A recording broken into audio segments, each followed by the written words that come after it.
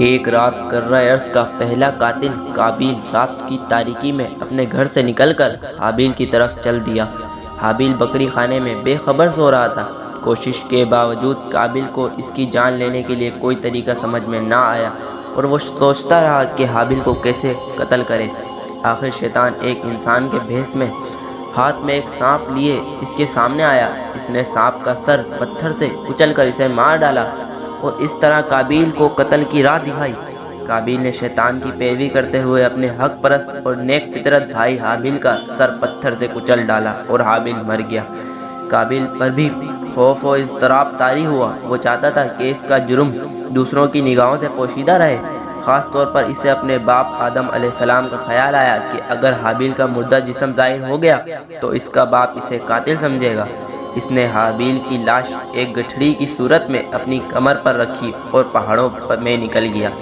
وہ کئی دن تک حابیل کی لاش اٹھائے مارا پھرتا رہا۔ اسے کچھ سمجھ نہیں آ رہا تھا کہ اس بدبودار لاش سے کیسے پیچھا چھڑائے۔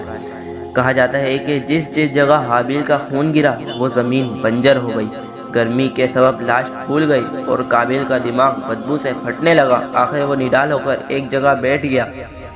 اس وقت اللہ تعالیٰ کے حکم سے 2 کوے آئے اور قابیل کے سامنے ایک دوسرے سے لڑنے لگے، یہاں تک کہ ایک کوے نے دوسرے کو مار ڈالا۔ پھر زندہ بچ جانے والے نے اپنی چونچ سے مٹی کریت کر زمین میں ایک گڑھا بنایا اور مردے کوے کا جسم اس میں رکھ کر اوپر سے مٹی ڈال کر چھپا دیا۔ کوے کا یہ عمل دیکھ کر قابیل کی عقل میں آ گیا کہ وہ بھائی کی لاش کیسے دفن کرے۔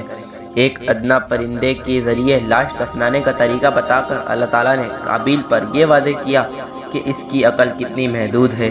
قابیل کو اپنی کم عقلی پر شرمندہ ہونا پڑا، تاہم اس نے زمین میں قبر کھودی اور اس میں حابیل کی لاش کو دفنانے کے بعد واپس گھر کو روانہ ہوا۔